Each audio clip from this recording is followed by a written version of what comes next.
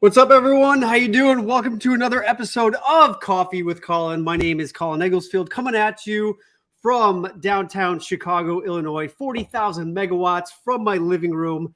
And tonight's guest is someone who I can honestly consider calling one of my really dear friends.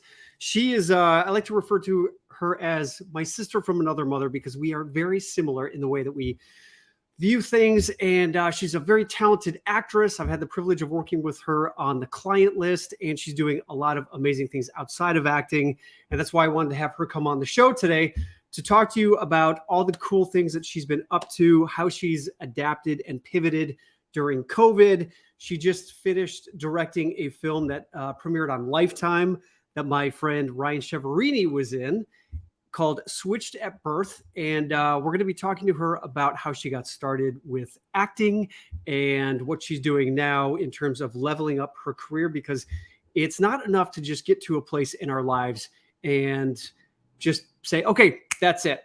You know, for me, I think it is so important that we are continually growing. We are continually expanding our experiences, because if we stay in our little bubble, if we stay stuck in our little world, then we can end up feeling like we're stuck, and that we are feeling like we may not feel like we are capable of achieving and accomplishing the things that we know in our heart and in our spirit are the things that we really want to do.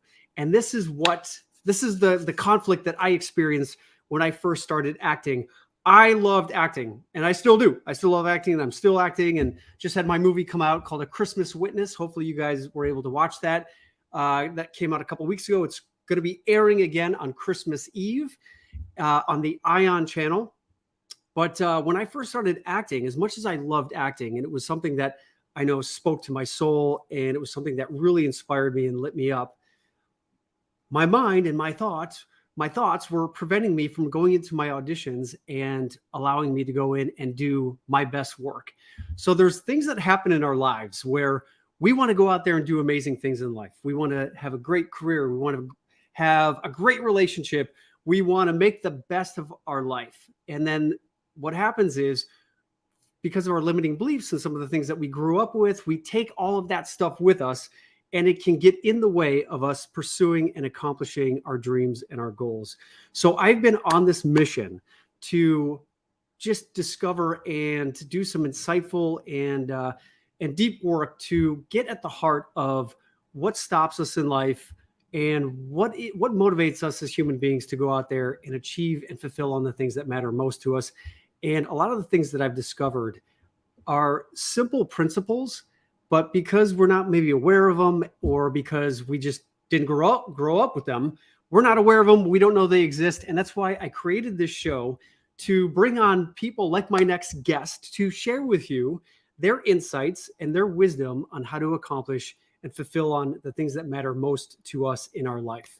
And just to piggyback on that, behind all of this is, big reason why I'm doing all of this as well is to just inspire other people to do the things that I knew were stopping me from accomplishing my dreams and my goals. And along with that, I've created this whole platform of Agile Artist and Inspire.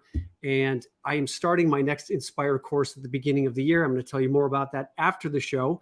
But I also do a little thing called Coffee with Colin post show. So if you want to join us after this interview, you can go to patreon.com and you can join us, where we jump on Zoom and we have a little discussion about what we talked about in the show. And we do this after every episode. So it's not just a one-way conversation where you're receiving all the information. You actually get to come onto Zoom and chat with myself and a bunch of other people who are in the Patreon community. And it's essentially like a mastermind where we get to chat about the insights and the breakthroughs that we have in life, and also the breakdowns, because we're human beings.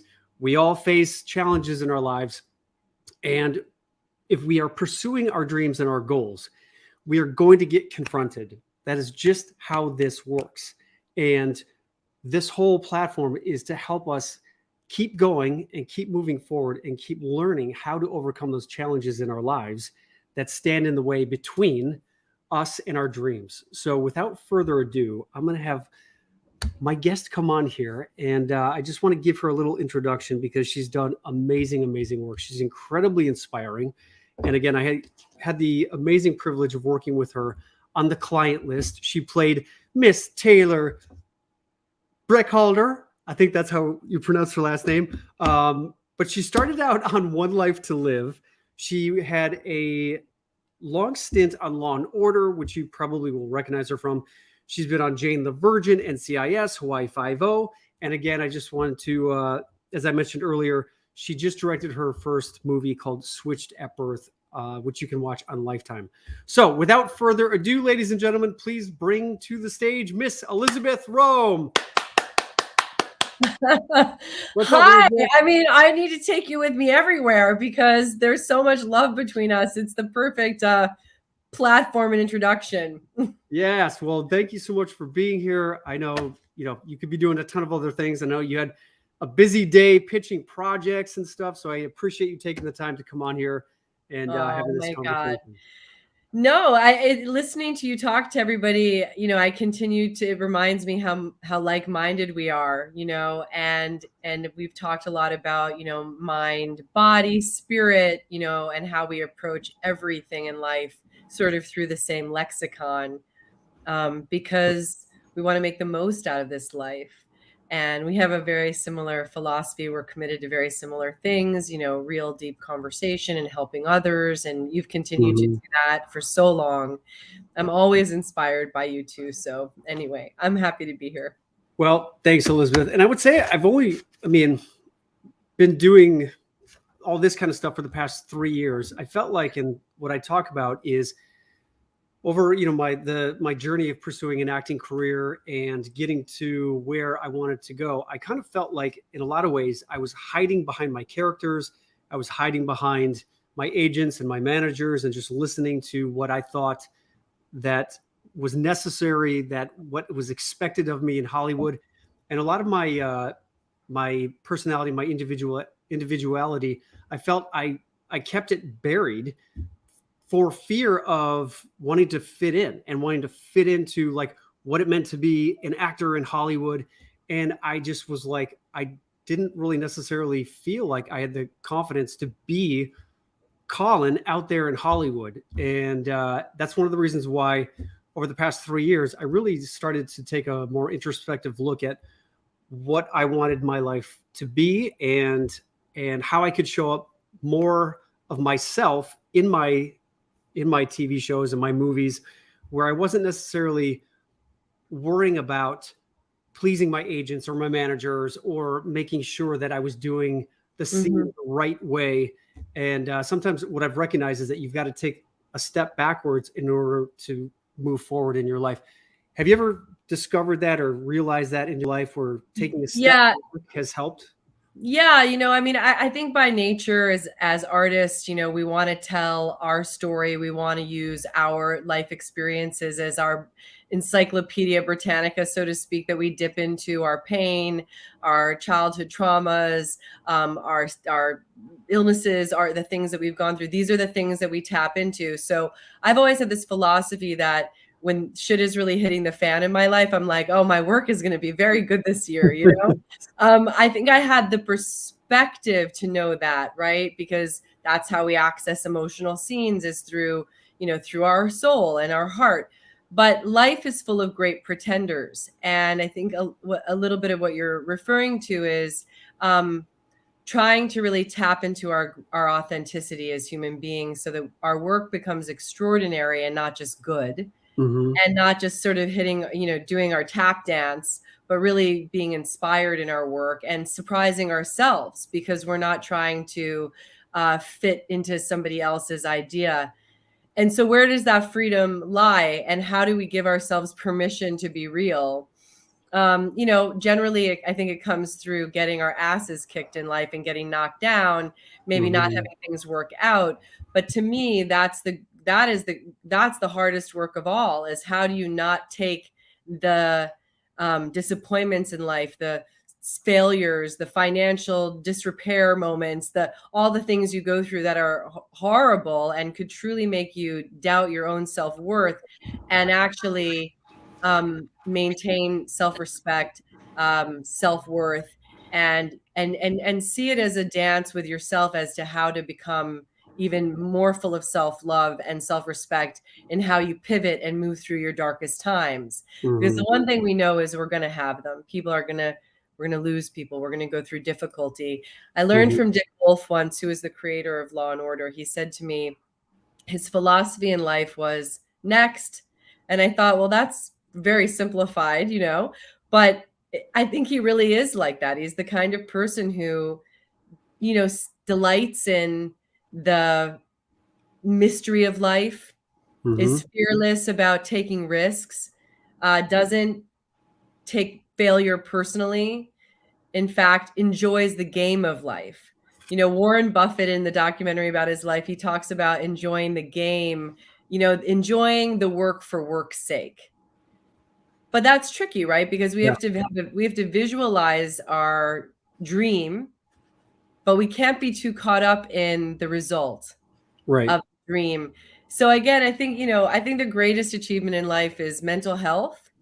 And, and that is something that we have to work on all the time. And I think it's a bit of a game, how we play with our minds in order to stay, agile and healthy and positive in spite of great difficulty and great challenge. But what are you talking about? Your life has been perfect. You haven't. Clearly. You just showed up and they were like, oh man, this girl's beautiful. And here's an acting job.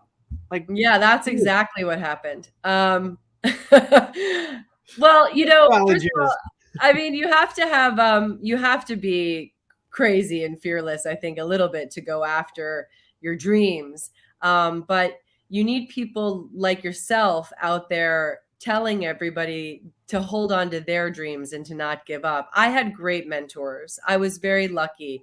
I'm sure you're a mentor to people. I feel very grateful every day that people see me as an inspiration.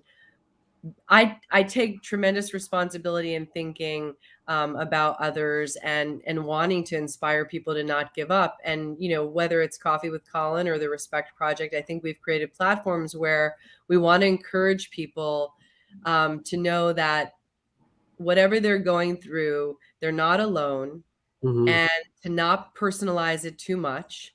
And to know that everybody is fighting a fight inside of themselves. We don't know what it is, but we just need to keep moving forward. Like that Martin Luther King quote says, if you can't run, walk. If you can't walk, crawl. But just keep moving forward and find the joy in it. I think that's also a big part of it. Find the joy in taking the risks, and don't worry so much about the potential for failure. Failure will happen on and off in your life. But it's how we perceive things that gets in our way.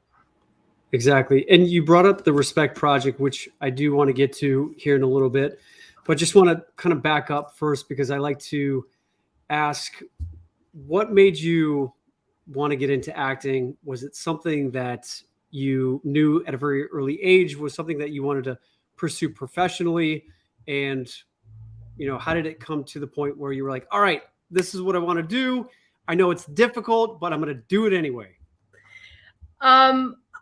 Well, when I was in college, I was a history major. I wanted to tell stories about people, and the human struggle. I think the human experience has always been what's been most infinitely interesting to me. How we get through this thing called life. I did not have a good childhood. I definitely felt that I had been through a lot of pain in my, younger years, and I had a lot inside of me that I needed to get out. I think that acting really saved me in some ways, because I had an outlet. I had a creative outlet. And so how we sort of dance with fear and navigate our personal pain and use it in our work became really intriguing to me. At that time, I thought I would be a writer. I ended up deciding at the young age of 19 or 20 that I was better at acting than writing. And because I've always been very competitive and wanted to win, I was like, I'm going to go for the thing that I think I'm better at. But it's interesting because now it's sort of coming full circle because I'm directing. And so, telling the narrative about the human experience is what interested me. I thought I was good at acting. I decided to pursue it. I had a really good friend whose girlfriend was a soap star, and she introduced me to her manager, and I had one audition. I got very lucky, but I was working very hard. I was studying Meisner. I was studying with Uta Hagen. I was really studying my craft, and I still really study my craft. I work with a coach on everything, and I take it very seriously. I even, as a director, I break down my script with somebody, and I work, the material a lot. Mhm. So I just got lucky meeting this manager, and he created an opportunity for me to audition for One Life to Live, and I got a 3-year contract, and it was amazing until I got fired, and then that wasn't so amazing, and I So, was I real was only on quick, the show for 6 months. really. So, real quick, how was the audition? Were you nervous? Do you ever get nervous? Do the nerves ever take over where you feel like it affects your performance and being able to be present? I think I'm always nervous. I think it's how we perceive it. Hmm. The first scene I ever shot on Law and Order, I felt like I had a fist in my throat. Like Yep. I was like, I kept wondering if Sam Waterston could tell that I couldn't swallow my saliva. But I think I'm always nervous. I guess I'm a little nervous if I'm not nervous. I must, I think, oh, you must not care. Hmm. So I think those nerves, that excitement, sorry, is a good sign. I was very nervous, but I've always been sorry. That's okay. Sorry. What's your dog's name? His name is Elio. Hi, Elio. Elio. What's up, Elio? He's like, yeah, you've not walked me today. This is not working for me. But I think I've always been really good at asking for help, asking for direction, not having a big ego. And Hmm. so I reached out to the woman in the audition to really try to create the character with her. And I think she just, I think she saw some raw talent in me, but she saw an eagerness. That's the point I want to make, an eagerness to learn, Hmm. that you have a desire to remain a student, always, and ask for help and surround yourself with people, who know better than you, and to not be afraid to turn to them. So mentorship has been a big deal for me. Even now, currently, when I take a meeting, I really ask for the help I need. I just recently directed 2 films, and now moving on to my next one. And I reach out in my meetings and I say, help me, show me. I'm forever a student and I want your help to get to the next level in my life. So don't be afraid to ask for help. Don't be afraid to look like you don't know. And I agree with you. Asking for help shows vulnerability. It also shows excellence. It shows that you're fearless about reaching excellence, because it's those that act like they know everything that know nothing. And so I guess I've just always had that student's mind, and I've tried to really maintain, like, I think, a childlike enthusiasm for the game. Yeah. Yeah. Well, it definitely shows. And I love that it asking for help shows that you're fearless, that you want to achieve excellence. I love that. Should coin that. Should trademark that. Okay, good. I will. Um, so, how was it directing these films? How is it? How would you say directing is different from acting? And is that something that you want to do more of compared to acting, or do you like both? I love both. I'm definitely getting to a place now where I miss acting. It's been a year of directing. Um, but I love actors. I think they're the most incredible human beings, and they're so brave, and it's such a privilege to sit, having done it for 30 years, at the feet of at the feet of an actor while they're in a scene, and be there for them and hold that flame for them, and let them know that they're safe. And and maybe I come at it from such a tender point of view that I feel Hmm. like the actors that have worked for me really trust me. Um, it's just really, I guess, it's such a thrill. I'm really a veteran now in acting, and so to enter into directing, and know that the actor is the thing, that I have to protect them. I have to make sure the set is perfect for them. I have to create an Hmm. environment that makes them thrive. I have to be prepared so I can answer every question that they have, and I have to be fearless in helping them achieve it. I mean, it's just, I feel like everything the last 30 years really led to this place where I can, you know, help an actor give a great performance. And without the actor, there is nothing. Yeah. I know people say the play is the thing, and I know that great writing is essential, but I think the actor is the thing. Well, a director is essentially, the captain of the ship, the leader, and there's a lot of great qualities that I've discovered in directors that I've liked, and the ones that are the ones that I've liked and the ones that I've been the most successful with are the ones that essentially let me do my thing and encourage me to bring something that I've discovered myself and not necessarily something that was on the page. So I think a great leader is someone who helps inspire people to be their best, not necessarily telling them what to do and how to do it. Mm-hmm. What do you look for in a great leader, and how do you try to create that type of environment on set when you're directing, so that your actors and everyone else on set are inspired to do their best work? Well, I remember working with Chris Penn. I was in the last movie he ever made, and Chris Penn, Sean Penn's brother, was a genius. And he said to me that he and Sean always often talked about how they needed like their directors to be more like a mommy and a daddy, like more nurturing. I don't like to be abused. To go back to like, encouraging ourselves to achieve our dreams and our greatness. And, we have to be our biggest coaches on the inside Mhm. of, and we have to be nice to ourselves, and we have to rewrite the tapes if we're not, and if we're really overly critical. I'm somebody that blooms when I'm showed nurturing. I don't respond to like a rough hand. And I feel that that's what I bring to the set for the actors. I remember somebody gave me advice when I was about to direct my first film, and they said, "You've got to be the loudest voice on the set." And of course it was a man who'd said that. And I said, "No, how about being the quietest voice on the set? How about if I hold a very quiet space that feels very safe and gentle and feminine in a sense, and let the actor know that I'm there for them, Mhm. and that I'm there to protect them." I don't know. That's the environment that I would thrive in. I want to be made to feel safe and that there are no mistakes. Yeah. But I'm really there to guide it, and I have a very strong vision. So, that if you need me to help you, I'm there, and I know exactly what I want. But I also know how to really just create a very nurturing space for the actor, like you said, to Mhm. unfold and feel creative. Have you Can you tell us any time that you've been on set as an actor and you were maybe struggling with a scene and a director came over and gave you a good piece of advice or helped you work through that? I really think of one time I was starring in a series called The Last Ship, and I remember meeting Jennifer Lynch, who's a great director. She's Mhm. David Lynch's daughter. And I was nervous or tense. I don't know. She just saw that she just got me talking. It wasn't even Yeah. necessarily about the note.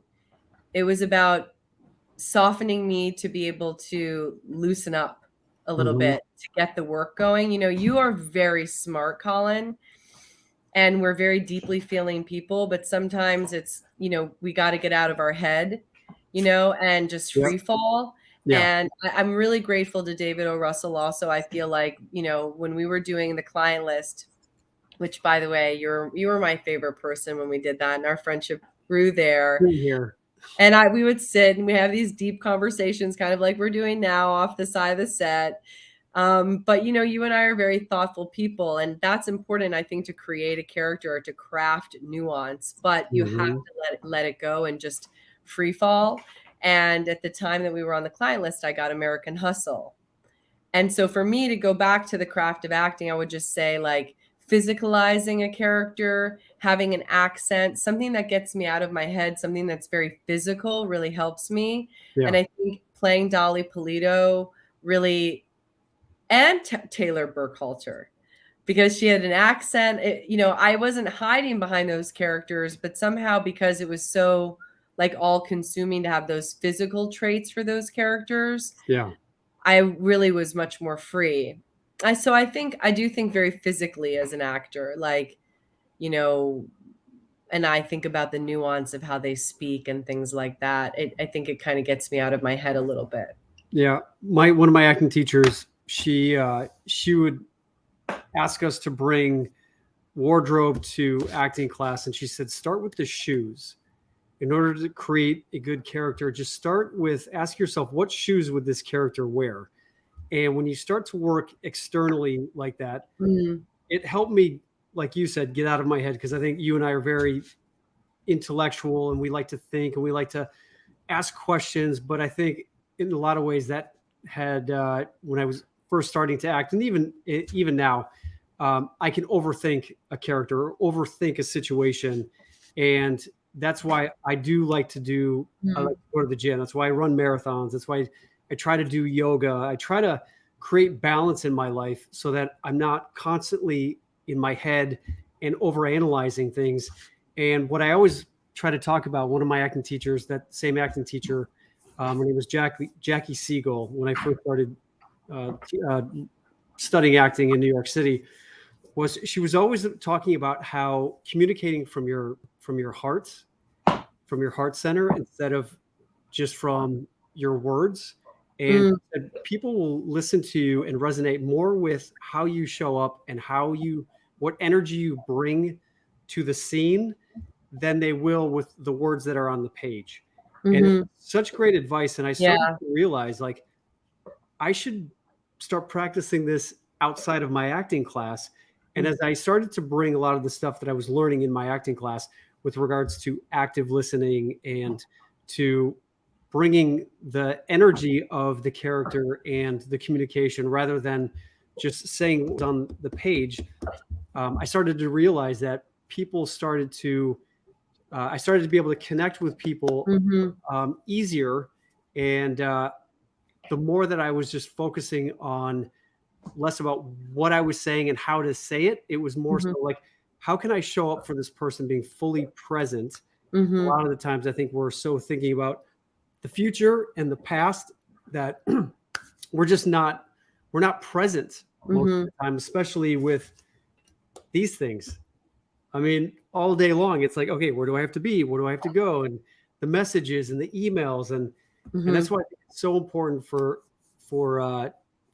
us to just take time during our day to just take pause, to do your little 20 minutes of reflection, journaling, doing your 20 minutes of just meditation or whatever it is that can help you just bring you back to the moment.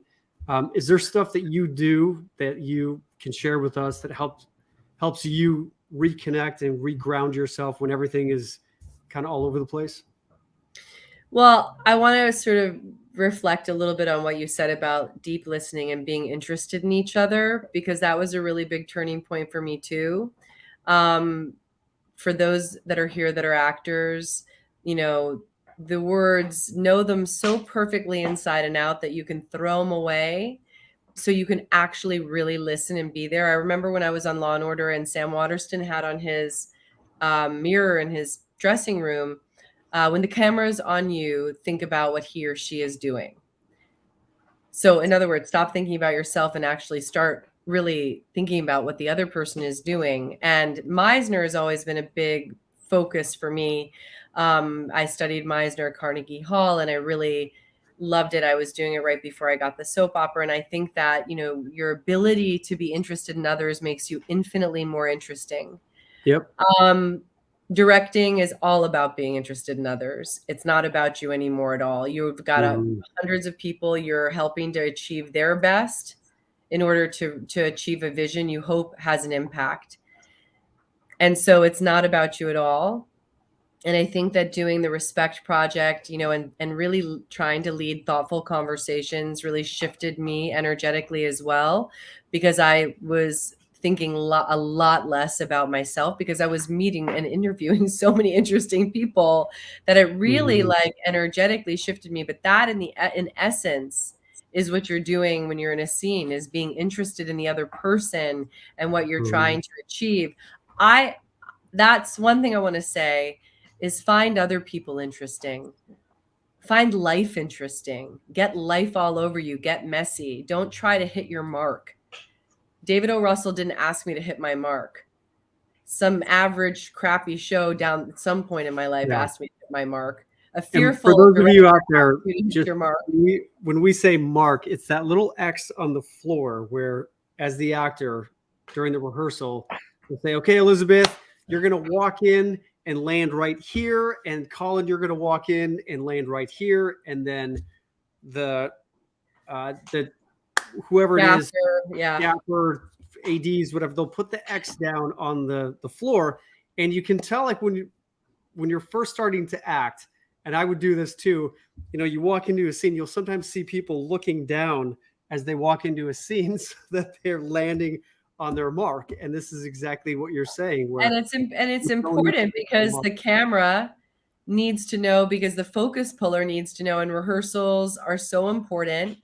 And it is about catching lightning in a bottle, in a sense. Yeah. Like, everything has to work right all at the same time. But it's a fear. You're coming from a fearful place if you start the process asking somebody to hit their mark. But we do it to ourselves all the time.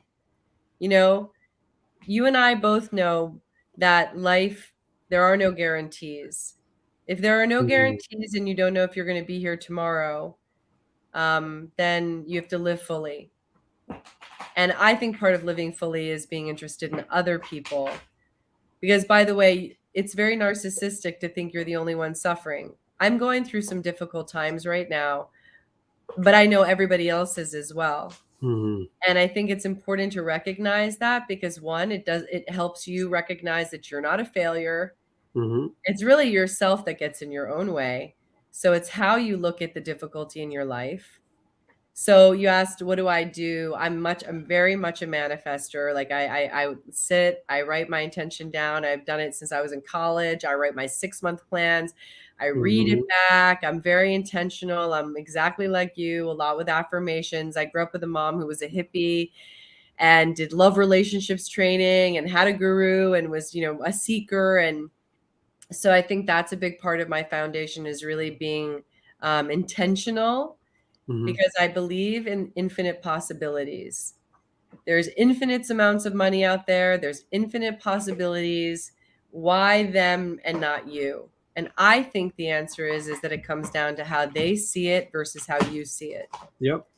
And what they do with fear versus what you do with fear. And also, like, I'm a spiritual person. I believe that maybe your excellent life is entirely different than theirs. I had wanted to do, I thought, acting forever, but look, what being open to infinite possibilities has created for me. Now I'm, going into directing, and I didn't get locked into what success meant for me, and so staying open, when I like this saying, the barn has burned down, now I can see the moon. You miss opportunities if you see difficulty and failure as failure. Speaking of, you said you got fired from One Life to Live. Yes. What happened? You had a 3-year contract, and after 6 months, they thought I wasn't right for daytime. And one of the divas, that's a compliment, said that to me. I was sobbing. I was running down the hallway, crying. Oh, my eyes out. I couldn't believe it. I was making $900 a week. I was so excited. And I've been there. My 3-year contract on all my children wasn't renewed. And I was like, what do you mean? Like, everyone, like, there's actors that have been here for 20 years. What do you mean I'm not renewed? And it's hard not to take that personally. And when I really looked at, when I was thinking about, like, okay, well, energetically, and I'm a big manifester as well. When I thought about my career and why I wanted to become an actor, I love acting. So whether it's a soap opera, whether it's TV, whether it's film, I love it all. But when I really thought about, okay, maybe the universe is telling me that, you've done your 3 years here, 3 years here. And when I asked myself, what's preventing me from wanting to leave all my children? And it was fear. It was the fear of, am I going to get another job? Where am I going to live? Because I was living in New York City, and did that mean I was going to have to move back to LA? There's a lot of uncertainty where we can play it safe, and we can make the decision to, well, even though this isn't great, it's what I know and it's safe. So I'm just going to stay here. And sometimes the universe has a funny way of saying, nope, I'm going to kick your ass out into the unknown so that you have the opportunity to discover what you really want to do in life. And I mean, that's happened to me several. Right. And you may discover, or not you, but one may discover, oh, I really wanted to be an actor, or I really wanted to be this person. And you end up becoming a teacher and you inspire all these people. And Yep. and that's what you do. And you realize, oh my God, I always thought I wanted to only be an actor. And now I love being there for actors and helping them do their thing. Maybe had I not gone through some challenges on and off throughout the years of working, not working, working, not working, which are brutal and horrible, I wouldn't have pushed myself so much to want to explore directing, want to explore producing, trying to create opportunities outside of acting that were satisfying, writing my book Baby Steps, or I don't know, maybe I wouldn't have been inspired to try so many things if everything had worked out so well. And so I feel for me that the times when I've experienced difficulty, they've been great invitations to do more and to explore other things that have been, I mean, I got to be honest, I find directing more fulfilling than acting. But I love acting. It's just very, very different. But, helping encourage everybody to get to where, the final product is, that's very fulfilling. Would I have pursued it if I was starring in a TV series and, everything was easy? Mm-hmm. I haven't been a series regular on a show in forever. And so that pushes you to have to find, what alternative thing can satisfy you. So I guess that's just to say, don't take it all so personally. Mm-hmm. Don't, get excited about difficulty, dance with fear a little bit. It's like my stage fright was crippling until I realized that it was excitement dressed up like fear. Or if I'm not getting a series regular role on a TV series and I don't understand why everybody else around me is, oh my God, I got American Hustle. We were nominated for an Oscar. Had everything been perfect, I wouldn't have worked so damn hard to sort of do tons of independent film and keep growing as an actor, and so stay open. When you think about, this writer who created Harry Potter, or, and her story, of being, or Shonda Rhimes, or certain people who've really come out and told their stories feeling like a failure, and look at them running the world. They're billionaires and they've achieved so much. So it's, absolutely. J.K. Rowling, she, I think, was turned down by like 27 different publishers. She was homeless in a car. Yeah, with 2 kids, divorced, I believe. Yeah, there's so much that's possible. And, when I first started acting, it's like I think what helped me was looking up on the screen and seeing like Tom Cruise and Brad Pitt and Leonardo DiCaprio and being like, I want to do that. And if they can do it, then I mean, I just always believe, like, if another human being is doing something, there is the possibility of us to be able to do that or something similar to it, similar to, like, if you say that you want to become a professional actor, and let's say you get out there and at least you pursue it and you realize, you know what, actually, it's not acting that I wanted to do. I just want to tell stories. So maybe then you find editing as the way to really tell those stories. And it sounds like, and you mentioned the word agile earlier in the interview here. And, that's the title of my book, Agile Artist. And it's all about being able to adapt to the changing conditions in our lives. And like you said, that it's all about, change is constant. And the more things that, I mean, I think it's naive to think that things are always going to stay the same. And it's always important that we are constantly growing and seeking out new opportunities so that we can meet the demands of a changing world, a changing relationship. And I think a lot of us can get stuck in the day-to-day, and we get stuck, well, now that I'm in this relationship, why do I need to read any more books about relationships, or how to create more passion in my relationship? What do you mean? We're married. What more do you want? And it all just comes down to what you want to have in your life. And it's getting specific about if you want to have that dream career or that dream relationship, work backwards. So I just would start reading articles about how did Tom Cruise get there? How did Leonardo DiCaprio get there? And you just start working backwards from that goal of where you see yourself. That's my philosophy.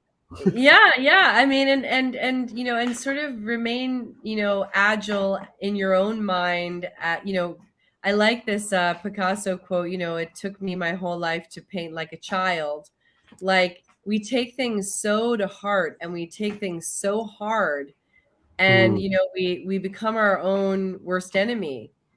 You know, I mean, when you're a child, you're putting blocks together, and you know, you delight in not in the mystery of building something, of creating something, and in that is the unknown. Why is the mystery of life and the unknown so terrifying when you have a blank canvas in front of you, which is your life, because you haven't yet achieved your dream? Why isn't it full of possibility and mystery? It should be limitless. You know, it's nothing, you know, it's full of opportunity, you know. So, but again, you have to be diligent and take care of yourself, and we all can be down, and we all can, you know, feel depressed, and you know, and be there for each other. You will never be more empowered than you are when you are there for another person. And by being there for each other, we build our, you know, we build our strength, you know. And in having strength, we have self-respect, and when we respect ourselves, there's nothing we can't do. And when we respect others, there's nothing people around us won't help us do. And that is how I think you build, you know, success in a community of people, is, you know, being fearless in the unknown, and being vulnerable enough to say, I don't know, but you know, let's figure this out together, you know. And don't take things so hard, you know, when don't compare yourself to others. People are comparing themselves to you. Don't worry about comparing yourself to others. I liked what you said earlier about how you're not afraid to ask for help. And I've realized that when you're not afraid to ask for help, the pressure is off, because I think we put so much pressure on ourselves to be perfect and to look the right way or say the right thing. And we're afraid to show the world who we really are for fear of people saying, nope, I don't like you. And it can keep us in, you know, small, and prevent us from achieving and going after what we really want to in life. But I think when we are brave enough to just say, you know what, I don't know, but I'm willing to learn, and I'm willing to do whatever it takes. I think that more so than anything, and you've said it yourself, that's why you started to work. And I think more people are willing to want to work with you if you are showing up with that attitude of, I don't know everything, but I'm here and I want to learn and I want to contribute. And however I can show up to be of service to this project. And it's not about, like you said earlier, it's not about me. It's being more interested in the other person, being more interested in the project. And one of my acting teachers said, it's not your job to get the acting job. It's not your job to go into that audition. It is your job to go into that audition and be of service to helping the casting director, the director, the producers find the best actor for this job. For this, well, that's exactly right. I mean, it's, you know, when an actor is rigid, they're very boring. When an actor is free, I mean, you're talking about like Tom Cruise, and you know, and some of the most dynamic, you know, sparkly, free, you know, actors that have been inspiring to me as well. You know, they're so loose. You know, when you're rigid, you're so flat. You know, you're unwilling to try anything. And I think movie stars have a sparkle in their eye. They delight in Mm-hmm. being mischievous and in difficulty, and like it's all a sleight of hand. It's like it's a magic trick. How do you perceive your life experience, and how do you move through this thing called life with delight and childlike enthusiasm, even for the difficulty, um, Mm-hmm. so that you remain youthful in how you move through things. And that young mind, that nimble mind, that agile mind is the mind that stays curious, and it continues to grow, and it continues to learn, and it gets better and better until you may be working as an actor but not having hit it, and then you Mm-hmm. hit it because you didn't stop growing. And you continue to work your craft, and you continue to study, and you continue to observe life, Mm-hmm. and not get in your own way and judge yourself to the point of paralysis, because we Yep. all fuck up and don't do a good job oftentimes. And it's how we move through that gives us permission to try again, and to be free to Mm-hmm. continue to make great mistakes. And acting is all about taking risks and all about looking foolish, so again, as a director, you want to be there to make that actor feel safe to do that. But Yep. even if you don't feel safe to do that, it's your job to cultivate that inside of yourself in order to do your performance. Exactly. Kimberly Cool here asks, what is something you haven't tried that you want to? I would like to write a screenplay, Hmm. but I'm so nervous of failing, just like everybody else, that I have yet to tackle it. And I don't know, it just seems very hard, even though I've read like 5 million scripts. So I'm sure that'll be the next thing I try to do. But I'll be the kind of person who like gets a writing partner. I'll be like, come on, let's figure this out together.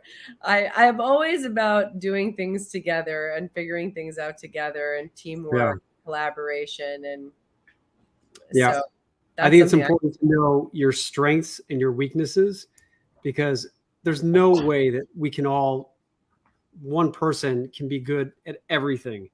And what I've discovered is that, I'm very creative. I have a lot of ideas. I'm not the best at implementation or strategy. So that's where I've realized, okay, now I've got to bring in people who are the strategists and the Mhm. how people. I'm like, okay, this is what I want it to look like. And then I bring in the people who know how to make it happen. And I think a Yep. lot of people get stuck thinking like, well, I have a dream, but I don't know how to get there, so I'm not even going to bother. Yeah, yeah. And it's hard because, getting coaches is expensive. If you're going through difficulty in your life, getting a therapist is expensive. Getting the help you need is not always easy. Mhm. So I want to encourage each of you to, surround yourself with good people. Surround yourself with people who believe in your dreams. Surround yourself with people who are doing things in their lives that they're proud of. Don't be afraid to surround yourself with people who are doing better than you. You know what Mhm. I mean? Be inspired by the people in your life, and protect yourself from people who want to bring you down and tell you no. Because Yeah, because I I don't guarantee you they haven't been where you want to go. Morgan Freeman, one of his quotes that I loved was, "Why would you take advice from someone who's never been where you want to go?" And it's so true. It's like, stop listening to the people who have never been there, who've never experienced what it takes. And it's all about who we surround ourselves with, and that's your choice. We all Yeah, have the choice my mom used to say, ourselves to pick your go forward. friends wisely because you will become like them. Yes. Yeah. What piece of advice would you give your younger self, Elizabeth, when you were first starting out, maybe in your early 20s, embarking out on your career, not just as an actress, but just in terms of pursuing success? Well, I suffered a lot, I think, by being so deeply feeling and insecure and sort of wounded. And, I guess I would tell myself not to take it all so seriously, and Mm. not expect perfection, because you never really arrive anywhere. I mean, the minute you're done acting, it's as if nobody's ever heard of you. Yes. And the minute you finish directing a film, it's as if nobody's ever heard of you, and you're always starting from scratch, it feels like. Yeah. So just be gentle with yourself. It goes back to the beginning of the conversation. I nurture yourself, self-care, give yourself support, surround yourself with loving people who say loving things to you, heal the wounds inside of you, so you can bring your light out into the world and then help others. Our work is to heal ourselves so that what we bring out there is good and goodness. And so we don't throw garbage on other people because we haven't handled ourselves. And I think I would have just told myself not to worry so much, that it's always going to be messy. There's always going to be difficulty. There's always going to be some good strokes of luck, and to just take pleasure in the messiness of it. Life is lifey. And if it wasn't lifey, it would be boring as hell. Yeah. And if everything was so easy, you wouldn't have been forced to try new and different things and surprise yourself, with great turns. You wouldn't be home in Chicago. You wouldn't have done certain things if everything had gone in the way that you'd predicted. And I wouldn't be doing the things, that I'm doing currently if they had turned out as I had predicted. Yeah. So, stay open and find that in childlike enthusiasm for all of it. Yeah. And find balance. Balance is key. Have good friends, have good family relationships. And a good support system. Yeah. Good support Enjoy system. life. And so with regards to relationships, you are married, yeah? Yeah. Yep. And what would you say are some keys to a successful relationship? And what have you discovered now that you're older and have been in and out of relationships? What is different about your relationship now, and what do you feel are some of the success principles that you are intentional in bringing into your relationship now that maybe you didn't bring into your relationship when you were younger? Well, I think it's really unfair to put upon somebody that they will be the answer to your happiness. Expectation is a killer.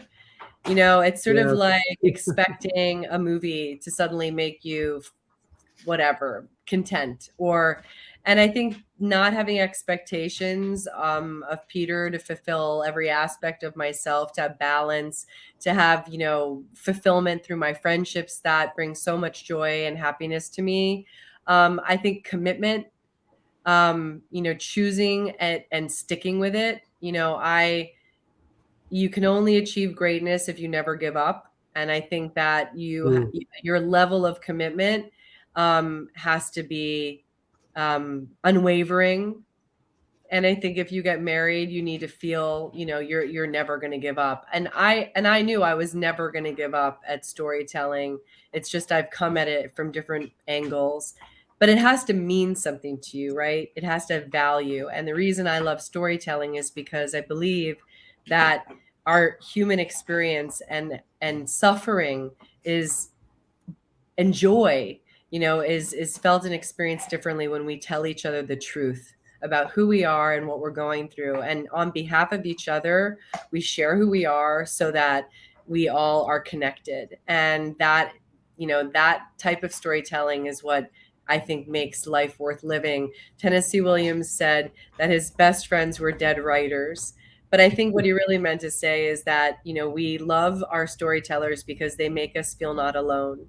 And so I think that's why we need to tell the truth. And it's through movies and television that we get to express what that human experience feels like. So you have to have a meaning in what you're doing and, and fulfill one another and then commit to it and then not expect it to bring everything to you so it doesn't disappoint you, because when we're disappointed, we lash out and we destroy things.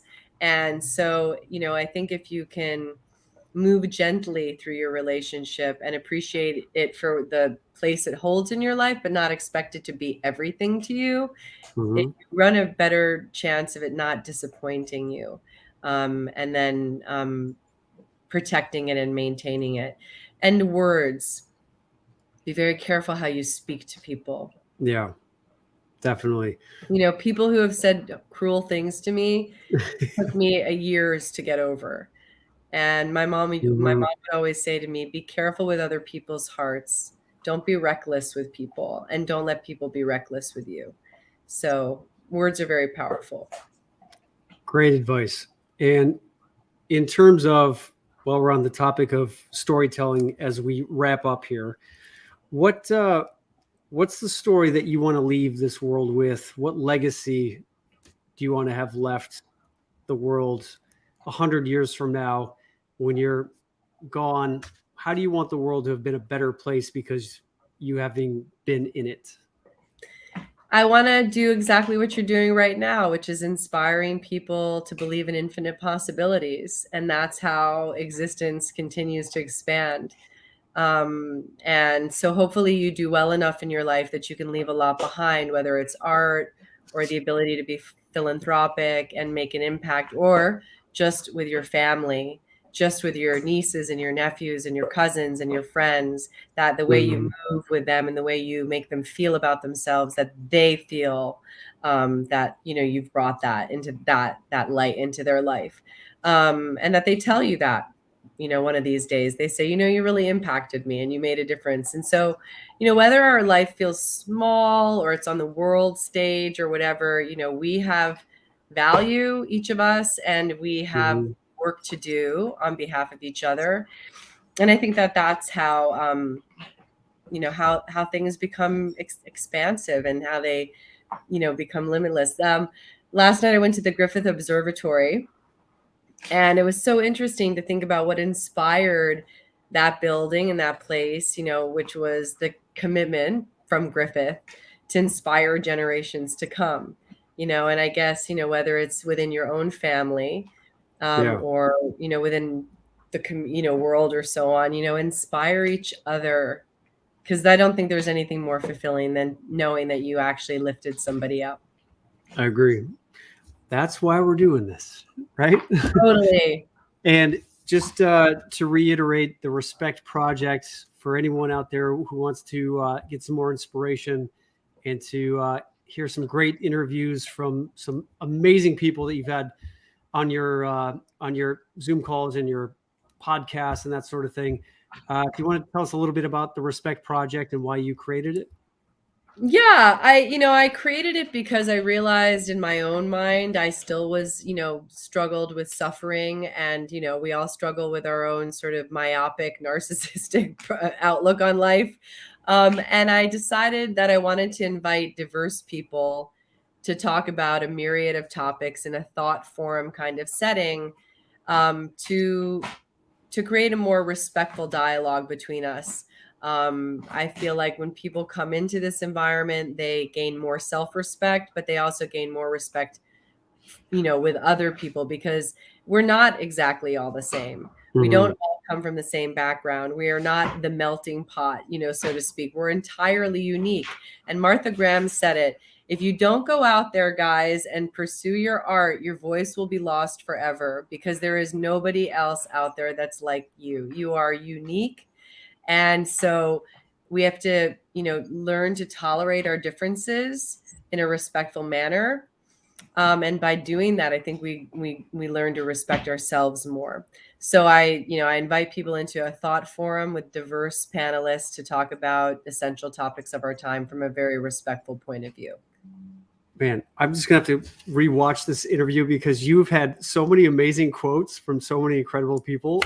And it has just been amazing to see you again, Elisabeth. You too. I Thanks love for being you. here. And just really quickly, the most important questions of all, we're going to get into asking you what your favorite movies are.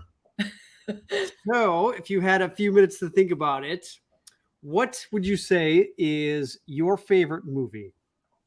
My favorite movie probably is still Cinema Paradiso. It always has been. I mean, I just love, you know, at the heart of it, the little boy that has the dream to become the director, and kind of forgets who he is and where he came from, to the point where he has to go home and remember who he is. And so I think it is sort of like, we're always trying to maintain our, you know, our dream and dream big, but we also want to keep our roots really deep in where we're from. And in our childhood selves, that childlike innocence. And so that film really captures that. Yeah, who's the guy that wrote that again? Who won the Academy? What was his? Hold on, I'll tell you right now. Okay, was that the one where when he won, he jumped up in the chair at the Oscars? I don't know because I was in college when this came out. Okay, well, thank God for Google. It's an Italian film by Giuseppe Tornatore, and Ennio Morricone did the music. Anyway, he's incredible. It won the Academy Award for Best Foreign Film. Anyway, it's amazing. Okay, so I'm thinking of a different film, but regardless, I'm gonna have to. I've heard of it, and as an actor, I'm embarrassed that I've never seen this movie. Cinema Paradiso, for everyone out there, this is your next assignment to watch this movie so that we can chat about it. And what was your favorite movie growing up? Oh God, I don't know. My favorite movie growing up. That one I might have to pass on. I don't really know. Charlotte's Web. Charlotte's Web. I'll say. All right. Did you ever watch any of the John Hughes movies like Breakfast Club? I loved them. I loved them. Yeah. Those are the movies that I loved. Yeah, they were great. I love a good coming of age film. Yeah, it speaks to my heart. Maybe that's the script that you want to write about. Maybe. Yeah. Well, I was sent to juvie, so I could write about that. It would be a very interesting conversation. Oh, okay. Well, we're going to need another hour. Oh, believe me, yes. One. Peel away the layers. There's lots of stories. Kathleen, yes, thank you. Life is Beautiful. That's the movie that I was thinking about. Oh, yes. Jumped up on the chair, and that's another great movie. But what is your favorite comedy? Well, it's interesting because I'm directing a comedy coming up next year, and I've been thinking a lot about tone, and I love Bridesmaids. It is so funny. I mean, Kristen Wiig is hilarious, and but I loved Steve Martin, Dirty Rotten Scoundrels. I don't know. I love a good comedy. Did you ever see The Jerk? Yes. Yeah, just stupid, amazing humor. Do you remember Dirty Rotten Scoundrels with Ruprecht? Oh yeah. Yeah, that's a great one too. Who's your favorite actor? My favorite actor. Well, you said Morgan Freeman. I could definitely say, but I don't know, probably Leonardo DiCaprio. There's something about him that really is so fearless and, raw, but tender and strong. I mean, he's just, and I love his collaborations with Scorsese and, so anyway, I think he's brilliant. Yeah, definitely brave and willing to go to any of those places that whenever I watch his stuff, I just I feel at the deepest core of who I am, whether it's like Wolf of Wall Street, where you're like, or I mean, you name it. I mean, he always, his emotions are just so right there on the surface, and just total badass. Good, and I think it says a lot that he's collaborated with the same filmmakers again and again. Again, I do think it is, you need the leadership of a great director, you need the leadership of a great actor, and David O. Russell said it, and working for him was one of the greatest achievements of my career. It's about creating a cinema family, people that you can trust, that are going to deliver. But it's a collaboration. Making movies is a collaboration. Everybody's role is important, and nobody's role is too small. So if you get one scene in one movie, it means everything to that director.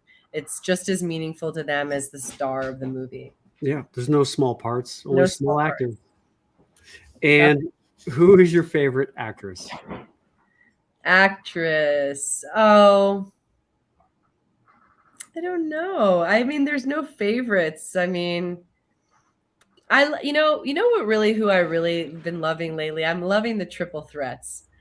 I'm loving the actors that are directors and producers, the Clint Eastwoods and the George Clooney's and the Mhm. the ones who are out there doing it all. Reese Witherspoon, Jason Bateman, John Krasinski. I'm really, because they're doing everything. And so I'm Yeah. very inspired, by Ron Howard, the transitioners, the ones who have done it all, and they've Yep. kind of gone and seen all sides of the business.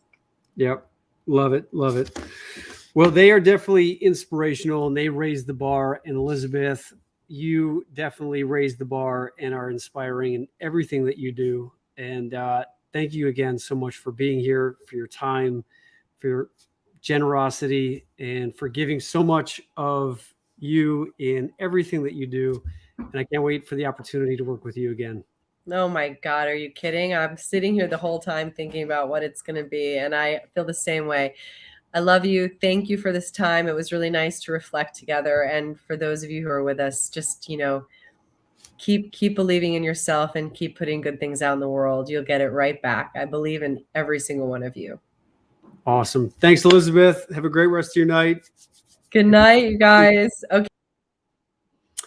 All right, everyone. Another amazing interview. Thank you for being here tonight. And as you can see, what an incredible person. And this is the thing, like when we see actors on TV and film, we see their great performance and we see that they bring a character to life. But, having the amazing opportunity to sit for hours in between takes on the client list, I really got to know Elisabeth, and we would have these kinds of conversations and you would never know it. So I just wanted to have her come on here and share with you all the things that we talked about. And I'm going to have her back on again because she's just a wealth of inspiration and wisdom and insight. Hopefully you guys got a lot out of it. And this is definitely an interview that I'm going to have to go back and rewatch because she just dropped a ton of knowledge bombs on here. And if you want to join us for the Coffee with Colin post show after this, we're going to be chatting about things that she talked about and unpacking some of the things that how it relates to you and your life. So if you want to jump on Zoom with us, we're doing our post show after this on Patreon. And just want to let you know that whatever that you guys are dealing with out there, I know we all are dealing with a lot right now. I personally have a lot on my plate. Just been, it's been a challenging end of the year here, working on a lot of projects. And I just want to encourage you guys to remember that it's not necessarily about the results that you're seeing in your life. It is, do you like yourself in the process of it all? Do you like the person that you are? Because you may not be where you want to be in life, and that's okay. And like Elisabeth said, we never arrive anywhere. It's all about the journey. It's all about the game that you're playing, as she mentioned. And this is something that I talk about a lot. If you are enjoying the process, then that's the success. This is all about, it's all about if you're uncomfortable or you don't like where you are at, there's the saying, if you don't like where you're at, leave. You're not a tree. And there's ways for us to leave, not just physically, but mentally and emotionally. We can grow. We don't have to stay stuck where we are at. There's a lot of amazing avenues and opportunities for you to grow and to continue on your journey in life. And like Elisabeth said, whenever she works on a project, she works with a coach. She's not afraid to ask for help. And there's a lot of amazing opportunities out there, a lot of coaches, a lot of great programs. One of them that I do is my Inspire course, which I'm going to be starting again January 16th, 2022. It's a 6-week goal setting course. And I've had over the past 2 years, so many people go through this course. And when you go through this course, like we were talking about tonight, it's about getting out of your head. It is about getting specific with your goals. It is putting that plan in place. And I'm going to be doing 2 webinars this week, one on Thursday night at 7 Central Time and Friday at 12 Central Standard Time. And in this this webinar, that I'm going to be sharing with you what's in the course, what you can expect to get out of it. And there's going to be some people who have been in the previous Inspire courses who are going to be there to answer questions and to share what they've gotten out of the course. So many people are doing incredible things, writing books, starting new businesses, getting into relationships. There's Jennifer Brooks. What's up, Jen? How you doing? She was in Inspire. She says it's definitely worth it. But don't take my word for it. Would love for you guys to show up on Thursday and on Friday. All you got to do is click on the link in my Instagram bio or go to my website and register for these webinars. And we will see you then. And we will see you tonight at the Coffee with Colin post show. So thank you for being here. Again, sending you a lot of great vibes out there. Have a great beginning to your week. Keep believing in yourselves. Keep telling yourself the story that you want to tell, not the story that people are pushing onto you or the story that you grew up with. We all have the ability to rewrite our story and for us to go out there and to pursue and fulfill on the things that matter to us here, not necessarily up here. So I encourage you to just keep reminding yourself to live down here, because this is the best place in life to be at. This is where we connect. This is where you shine. And this is where your greatness is going to be seen by everyone. So thanks for being here. I'll see you guys next week, and take care for now.